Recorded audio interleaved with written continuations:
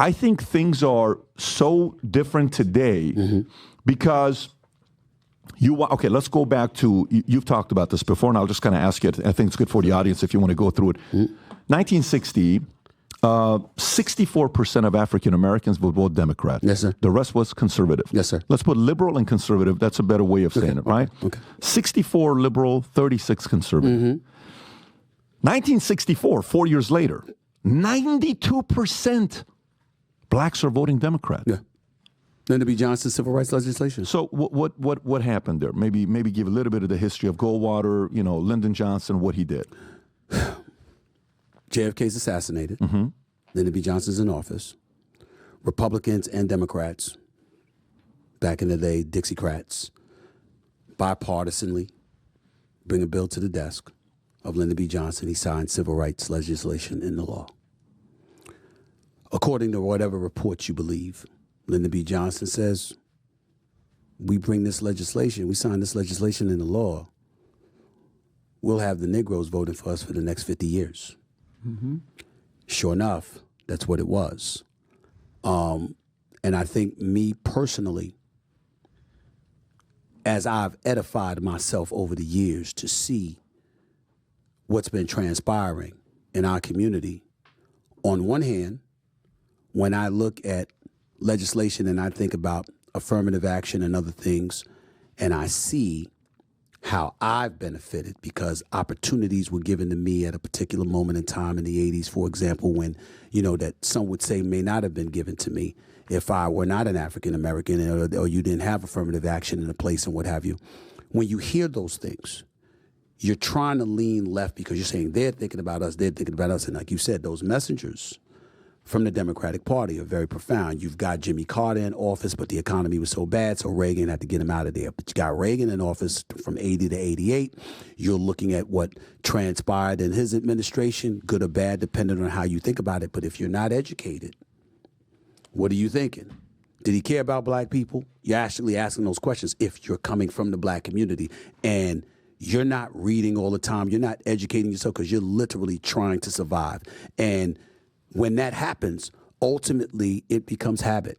Your mama voted Democrat, your dad voted Democrat, your big sister, big brother voted Democrat. How could you think about voting any other way? And all of a sudden, those habits kick in, and then you get older and older, and you start seeing how it profoundly affects your life as an individual, and you're like, wait a minute. Like, for example, for me, when we go back to 2016, 2020, Hillary was somebody that I would not have mind seeing in office. In 2020, I can tell you right now, I would have voted for Kasich. In 2016, I would have voted for Kasich. I would have voted for Chris Christie. I would have voted definitely for those guys. And there's a plethora. I would have voted for Nikki Haley. If Nikki Haley was running right now instead of Donald Trump, she would be getting my vote over the Democrats. I wouldn't hesitate because no matter what you think about those folks, they show you they know how to be an adult in the room. That's a far cry from where I was 15, 20 years ago. It would have been Democrat all day, every day. I don't think like that now. And honestly speaking, I don't think anybody should. I don't think it's right to have any party affiliation with today's politics because I don't think you can trust either side. I think you got to watch what they do, see what they do, and see what policies work best for you. And Mark Levin once said this to me, along with Dr. Michael Eric Dyson. He said, hey, man, most people vote their issues. They're not looking at, you can bring up immigration, the economy, all right. Whatever issue is most near and dear to them, that's what they focus on. So you got a black community right now that'll look at Joe Biden. You know what they'll say right now? Well, Barack Obama gave about $330 million to HBCUs, historically black colleges and universities. Trump comes in there, he gives about $360 8 years later. Barack Obama did that in 2010. Trump did that in 2018, about $360 million. But now look what Biden and the Biden administration has done. They've dedicated over $7 billion. For some folks, that's enough. Not for me, not for others, but for some folks, that's enough. And it's about finding that one issue. Because why? How did they learn? Then this is why I can fault the politicians just as much as I can fault the voter. Because folks got that way because the politicians got them that way. because you go into their community, you go into their respective communities, and you give that song and dance and that lip service about that one issue they cared most about. That's what you wanted. That's what you trained the voter to be like. And in most instances now, it's coming back to bite you. And what was that one issue? The one issue that he's regarding to and referring to is the Civil Rights Act of 1964. The Civil Rights Act of 1964 is how primarily when the Democrats speak with regards to being for the people in terms of the black community, they always want to revert back to the Civil Rights Act of 1964. You know what the Democratic Party reminds me of? It reminds me of a Bible verse. Now, you can go try to check this out in Judges, in Joshua, the book of Judges and the book of Joshua in the Bible, where God told the Israelites, to utterly destroy the Perizzites, the Jebusites, the Canaanites, and others, because God had rendered land for them to go and praise him in, a holy land, and it was going to be their land. And what did the Israelites do? The Israelites didn't completely destroy those people. It was something strange going on, because it was supposed to be a holy land for these individuals, the Israelites, but nevertheless, they did not obey God's orders. I'm reminded of this when I think about the Civil War that happened, how the Union, the bringing about of the Union, generally came through the 13th Amendment in order to keep some forms of slavery in this country, when it was ultimately supposed to be abolished. And when you look at the two clauses of the 13th Amendment, you find that they're not. So I akin the Democratic Party to a friend that your parents always told you to stay away from, but you never wanted to listen. May I? Yes. I want to say, because you said a lot, and I want to write it down, and I want to go through each of these to the best of my ability. Sure. So 1964, Rob, you pulled it up, and I'm glad you said it, because I went and actually looked at Snopes. Go to Snopes, because I wanted to know, did he actually say that, right? Because this is what we found. I won't read it, but the audience can read it. Can you go a little lower where it shows the whole thing? Okay, we can just show that at the top, and then we'll read the whole thing. Okay, right here. You can do that right there. Boom. Yep. That's right. They're getting pretty uppity these days, and that's a problem for us. These Negroes is getting pretty uppity these days. Pretty uppity these days. You're talking about in 1965, which a lot of the black culture like to go in nowadays and now times and think about as these individuals really represented the best of black America, the best of our culture, in terms like these were some strong individuals. How did these people get here? When you think about it, a lot of these policies that have how the black people has been destroyed is come out of the Democratic Party first and foremost. When you think about it, when you think about mass incarceration, right? When you think about the welfare programs and things like that, only time that I can recognize that the Democratic Party tried to get tough on the welfare program was under the Clinton administration, where it was something like you can only be on there 2 years, and then if you had felonies, you weren't allowed to get any type of social welfare. But them uppity Negroes in the 1960s was so powerful that he had to manipulate a way to conjure up votes for them. Mind you that the Civil Rights Act of 1964 was actually pushed by the Republican Party, but with him being the representation, being that he was the president of the United States in that moment of its signing, gave the idea to the black culture that it was the Democrats who was actually pushing that bill.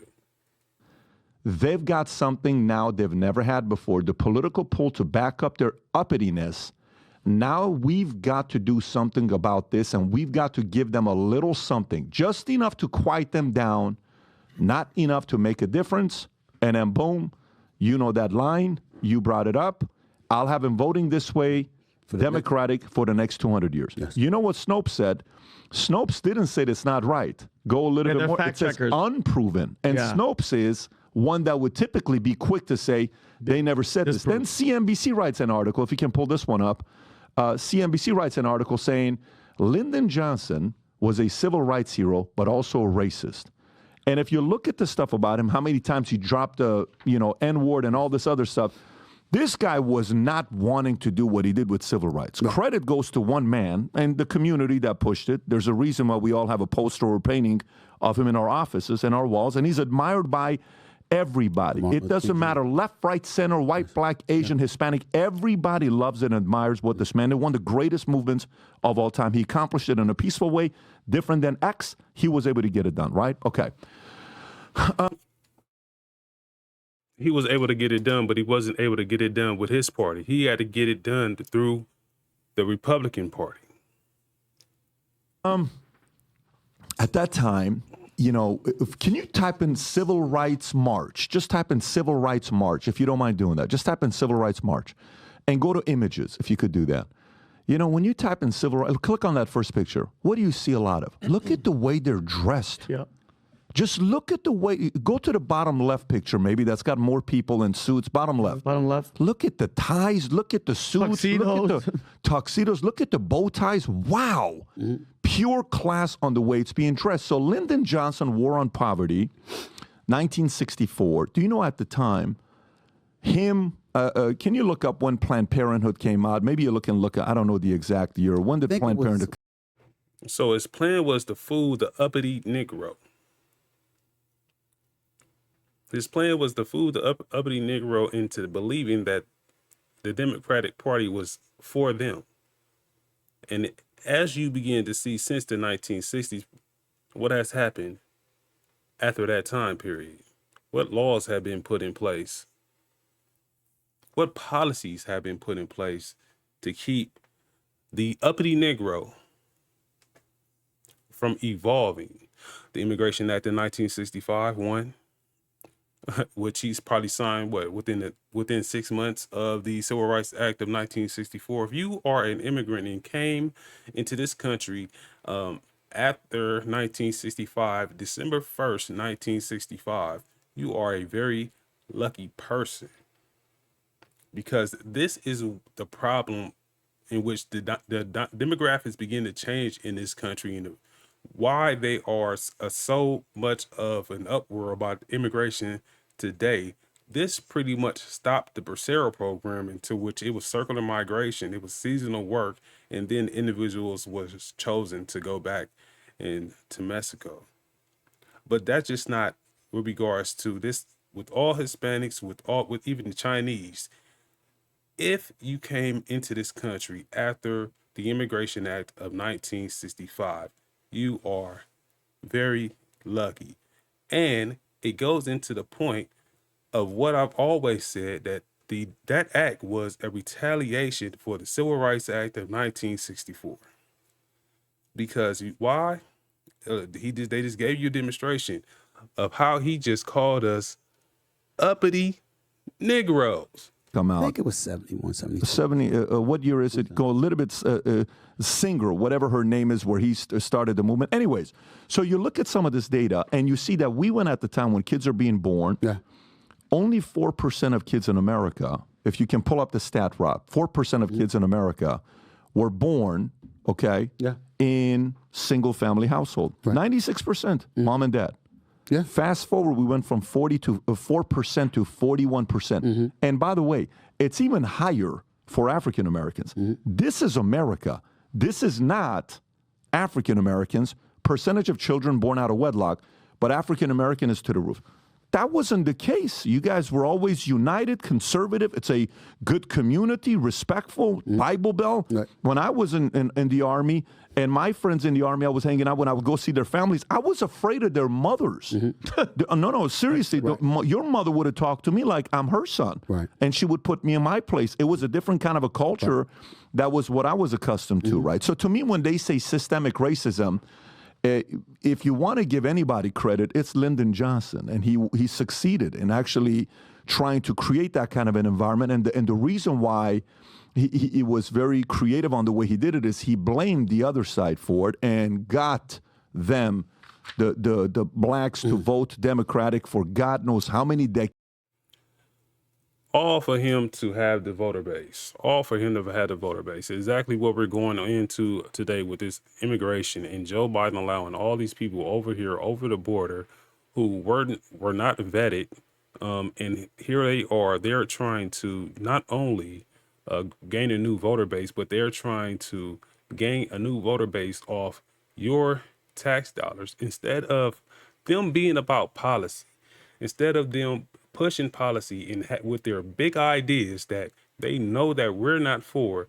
They literally trying to push ideas and generate these ideas through the immigration system in order to push the policies that they want in place, because they know the American citizens are not going for them.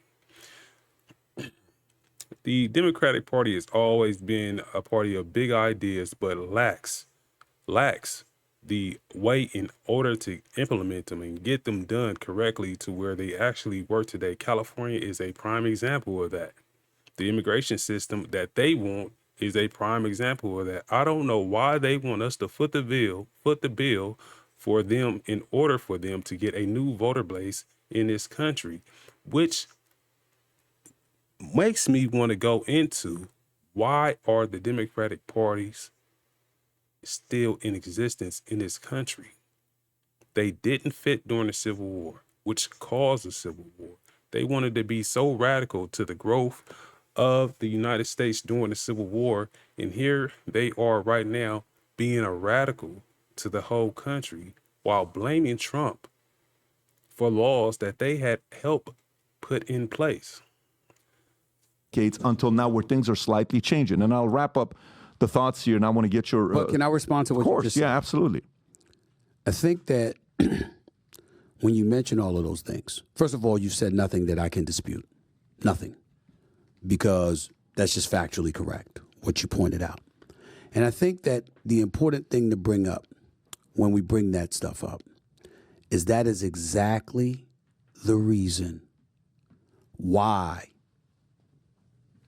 black folks in America have historically over the last 50 plus years had that divide with the Republican Party. Stay with me. What happened is, Patrick, you invite me onto this show and you talk to me. We're having this conversation. You show me facts. I leave this office. I give you no resistance. And then you turn on the TV and I'm like, Patrick Bet-Davis full of it. Look what he brought up. This some racist BS, blah, blah, blah, blah, blah. You'd never want to talk to me again. It's disingenuous. It's not educated. It's not fair. One of the things that we have to pay attention to is that there is a Republican Party that can't disguise its resentment towards Black America because of what you just pointed out. It's just that we're looking at it differently. As this black person, when I got to know Republicans and I heard my parents speaking about conservatism and stuff like that, I remember asking my mother one day, I said, you know that fact. How would you feel if you know that you contributed to bringing civil rights legislation to the desk of the presidency to sign in the law, and that was ignored?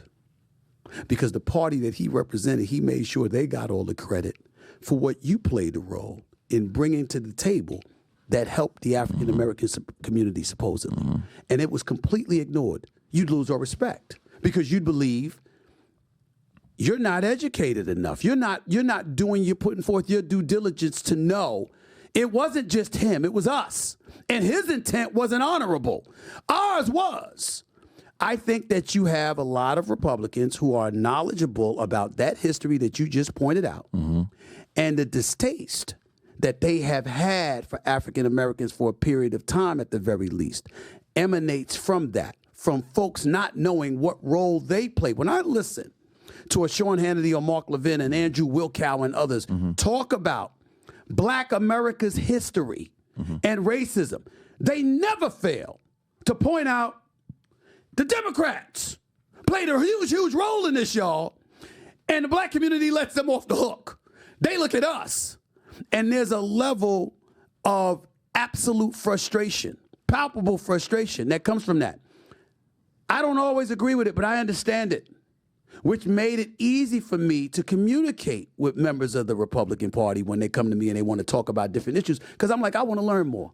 I want to hear this, because you're not going to come to me and engage in demonization talking about the other side, in this case, the right. You're not doing that. What are your policies? What are you bringing to the table? Don't talk to me about them being racist, because you know what else?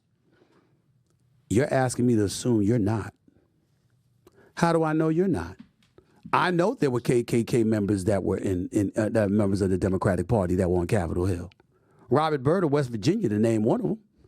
I know that for a fact. And so I'm reminded of what somebody said. You know, I don't know who I heard this from, but it made the most sense that I've heard with regards to, you know, your voting experience, you know, that I've probably ever heard. It was cool in the 1960s. It was all right in the 1970s, in the 1980s, in the 1990s, and even the 2000s. But with all the information that you have today about the Democratic Party, how could you vote for the Democratic Party?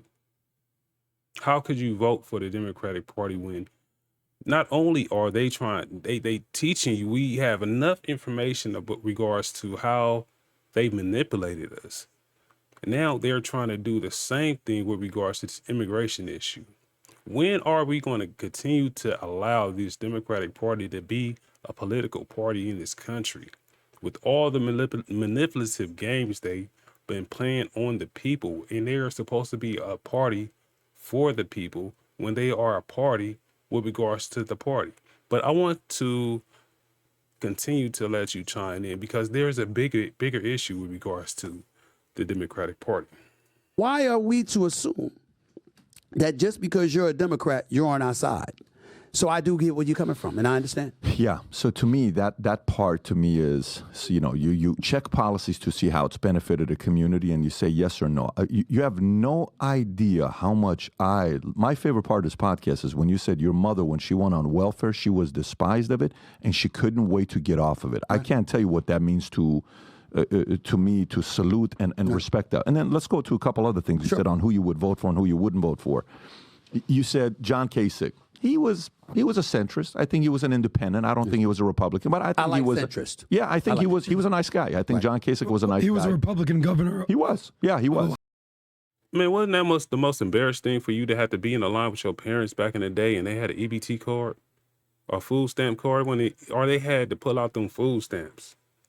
That was embarrassing. When did that become the thing, to want to collect food stamps and want to sit in your line with your kids and be proud about the collection of food stamps and being able to pay for your food with food stamps? When did they become prideful?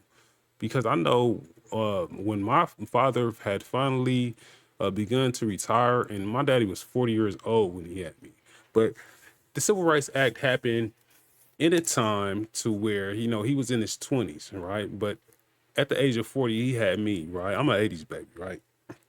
And let me tell you one thing for sure, that it was an embarrassment. Not only that, speaking on the culture that's coming out of the 1960s, right? My father, he probably had 6 pair of jeans in his closet. He had a closet full of suits. Everything was dressed down. I'm talking about from coordinated everything. He had a tie for everything. He had a pair of shoes for everything. He had a suit for every occasion. That just goes to show you the different perspective that we have in today's culture and yesterday's culture, where you put on you put on your dress stuff, not only to represent yourself, but to represent the culture, bro. And that's something that we definitely need to get back to. Yeah, Yes. he was a nice guy. I think Christie, yeah, he's a fighter. I actually enjoy listening to Christie. He's a I friend, think by the he's a way. little bit, you know, He's a friend. I'm aware. Yeah, and I was a little bit like, you know, I think, you know, I have some friends that were, you know, part of Trump's camp. He fired him. And then there's a bitterness. And, you know, that's between them. I just watch it and say, you're not going to win being a bitter candidate. It's just not going to happen. You're not going to win that way. And, you know, maybe that was it. It wasn't. It is what it is. Nikki Haley. So, you know, for me, when I wasn't into politics, and I was purely business guy, like, I don't have time for this stuff, man. Right. I'm just going to go to business, make my money. My dad's going to retire 99 cents. That's a lot of people in this world. Yeah, I'm That's like, the I point. have zero desire for politics, right? Yeah. And then the bigger I got, I'm like, oh, you kind of got to study a little bit of politics on what's going on, right? Because like, why would I want to study politics? The taxes you pay is politics, Yes. right? The policies in your community is politics. Homelessness is politics. Yes. The war that happened that wasn't safe is politics. All that stuff is, okay, I got to pay attention to it. So a Nikki Haley, very eloquent, incredible speaker, tough, Right. strong, good background, Right. you know, all of that. So now we're dealing with left, right, and then you have the anti-establishment, and the establishment. Okay. The anti-establishment is not Republican, like Kennedy's were anti-establishment. Okay. Reagan was semi-anti-establishment. Trump, definitely anti-establishment, right? Lincoln was anti-establishment. These are anti-establishment guys. Establishment is the big families. You know, you see some of the guys that have been president multiple times. That's establishment. When somebody's part of the establishment, they're part of the same party. Okay. It's no longer like a left or right. Nikki Haley, to me, is part of the establishment. She's an establishment right. She's going to do what the establishment right's going to do. And in many of the states, she got all the Democratic votes. They were willing to vote for her. You know, some of the big money guys that are in New York, establishment guys, are willing to give her the money. I can no longer remain in today's Democratic Party. Tulsi Gabbard says she is no longer a Democrat. A potential Tulsi Gabbard VP. Where we are being told that we just have to comply and go along with whatever they say. American people are smarter than this. However, we must remain vigilant to recognize their propaganda for what it is, pure lie. Unfortunately, we live in a time where free speech is under attack. Whatever they say goes, and we have to just follow. And Whatever they say goes, we just have to follow. Who are the Democratic Party actually fighting for? Who are they actually fighting for? Okay, we just had a poll come out where, you know, so many people do not like immigration in this country, right? And there's nothing wrong with it, but at the same time, we talking about the illegal immigration that is coming across this country. We have states like California with the Truth Act, where they not even getting the violent criminals up out of here that come from other countries, who doesn't have the heightened responsibility to actually stay within some form of actually being honest, remaining honest, not going into criminalization, you know what I'm saying, in this country, to where you bring it in the culture that you came in or that you had in another country, and you bringing that over here and think that you just can get away with it. And California is allowing that. Minnesota is allowing it. And that all these sanctuary states and sanctuary cities are allowing criminals that come from other countries to remain in this country after they didn't victimize either another immigrant or a United States citizen.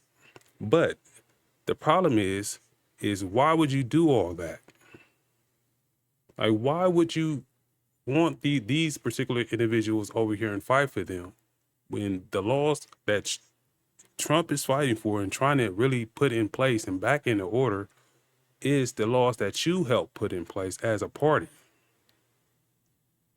So who is it that these Democratic Party is fighting for? And why aren't we being told about this? We need to know. We definitely need to know. People who suffered under your reign as prosecutor, you owe them an apology. Taking on Kamala Harris on a debate stage before, I would look forward to doing that again. So if you like this clip and you want to watch another one, click right here. And if you want to watch the entire podcast, click right here. All right, man, I thank them two gentlemen for, actually it was three gentlemen over there. Never got the opportunity to actually see the other dude or really have him talk, but most definitely, man, we have got to look into this Democratic Party. Like I said, I don't know why there are a party who are still in existence. Like I continuously say, man, I am reminded by God when he was telling the Israelites to go into the Holy Land. But when you go into the Holy Land, you destroy everything in it, meaning that you just don't take certain people, you don't keep certain people into this system that I want you to actually create for you, because they are going to dilute it. They are going to not going to abide by what I want for you. So you got to go up in there and you got to destroy everything about it. And I think about that when it comes to the Civil War. Why do we still have the Democratic Party? They are, in my eyes, particularly in this moment, everything that has been wrong with this country has come and stemmed out of the Democratic Party. I don't know one thing when it comes to, systematic racism, Democratic Party. So I want you to believe. I just want you to believe in, whatever ideas you want to believe in. But at the same time, you just question, like, why are they still in existence when they implemented everything that we as a people don't want in this country, and they want to draw in the voter base to allow them to keep up the nonsense that they are continuously doing. Now, it would be different if their policies actually worked. No, but their policies aren't working. Tiny Cross-H.U.G on the Trumped Up Live show. Always remember, man, you can like, share, subscribe to the channel. And always remember as well, it's a good day to be a soldier.